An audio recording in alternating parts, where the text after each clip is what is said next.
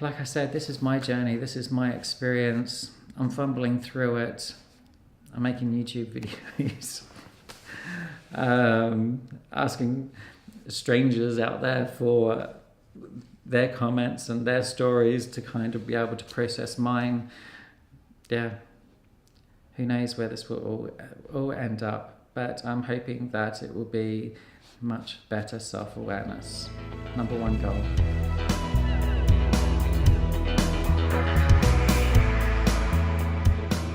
Hey, I'm Greg and welcome to my video and my YouTube channel.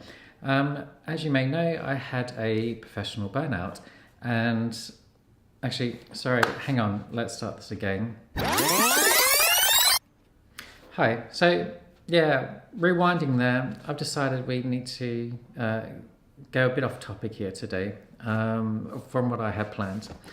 So if you're new to my channel or this is the first time you're seeing my video, you know, this is very early days for me. This is my 4th video. I think I have like 2 subscribers who I'm very grateful for.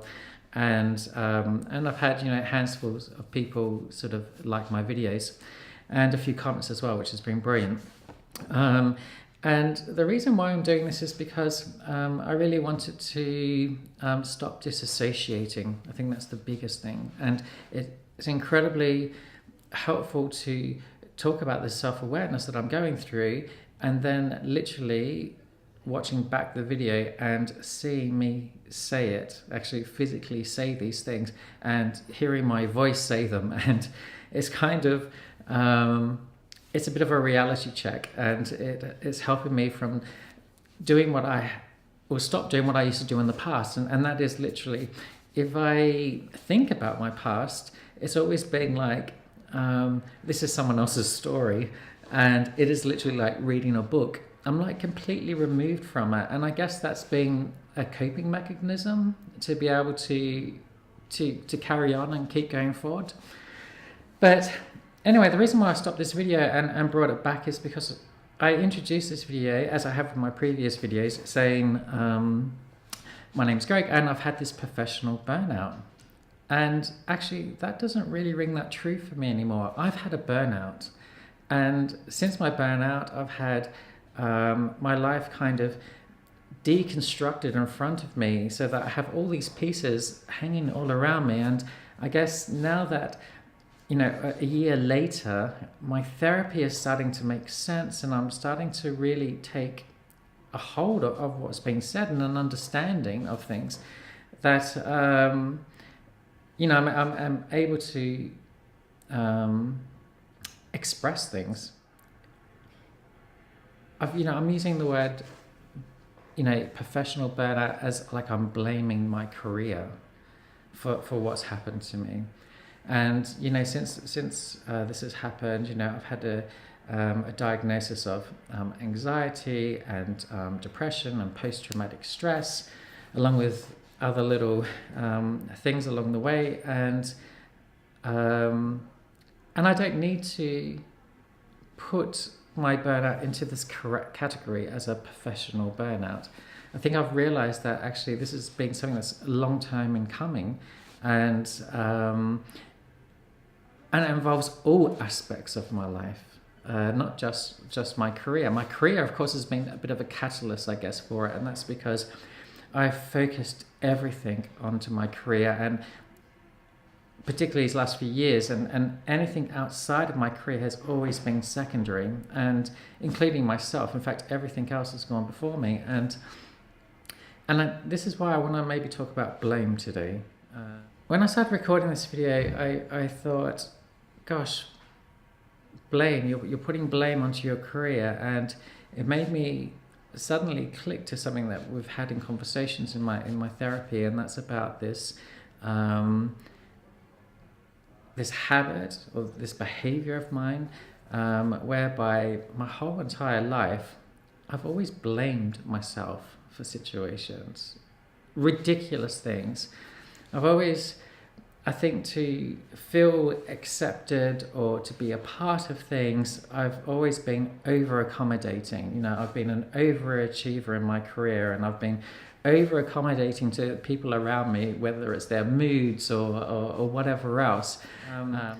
it's insanity. I can't be blamed for everything. I cannot blame myself for everything. And it wasn't my choice that people broke into my house and held me at knife point and threatened to kill me and beat me within an inch of my life, putting me into hospital, and this trauma that's taken place. This blame now about work, about this professional burnout. I guess, I moved here straight out of the centre of London, where I'd been used to working 80 hours a week and 6 days a week, and work hard, and the few hours you have left, it's accommodating everyone else, and then a little bit of time to play hard and then get back onto that cycle. The work ethic was very different, and when I came here, I just kind of put that same work ethic into an environment that doesn't fit, but it's also all I knew. And I was in this cycle that, when I had this burnout, straight away it was like, well, this is your fault. You got no one to blame but yourself. You're working crazy hours and all of those sorts of things. And, to be fair, I am partially responsible for that. But then I kind of, remember a few months ago when I was kind of starting to really accept what was going on with me, that I was also like, well, my company must be to blame. Why didn't they see the signs? Why didn't they stop me? And I guess, which employer would stop an employee who's like killing it to get things done and things out on time and whatever else, because no one else is putting, work, at the front of everything. Firstly, it's going to come to an end today. No more I'm going to say that I've had a career burnout or a professional burnout. I've had a burnout, and I'm aware that work is just a fraction or a part or whatever of a bigger picture, because I have a lot of bad habits or bad behaviors, or behaviors that have actually kind of got me to where I am, but they're no longer good for me. They're no longer helping me take these next stages or the next steps or whatever in my life.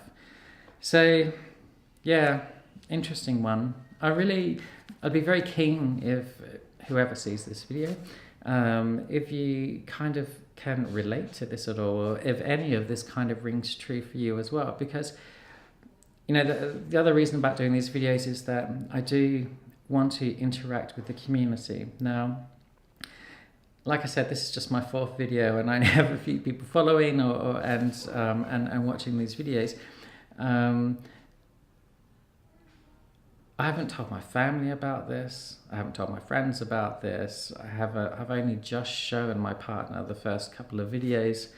I guess I've been kind of embarrassed to be putting myself out here on the line and discussing this. But yeah, blame. What a ridiculous thing, or when it's misdirected, particularly in my case. Sure, hands up, we're all to blame for something, but I guess, that's when you've done something and that it wasn't right or you're to blame or whatever else, you can generally fix it. But when you're putting this unrelenting pressure on yourself for things that are completely out of your control, and I'm not sure if that's related to depression. I have a feeling it is.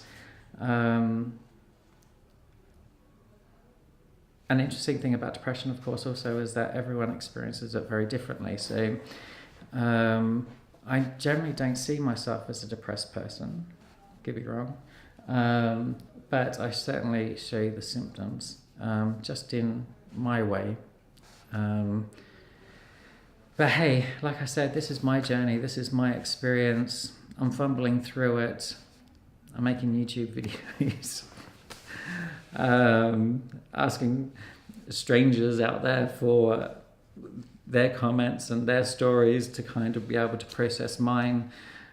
yeah, who knows where this will all end up, but I'm hoping that it will be much better self-awareness. Number one goal. Right. So, completely off key from what I wanted to talk about. Probably a bit of a ramble. If it is too much, say so. And yeah, I'll see you next time. Cheers.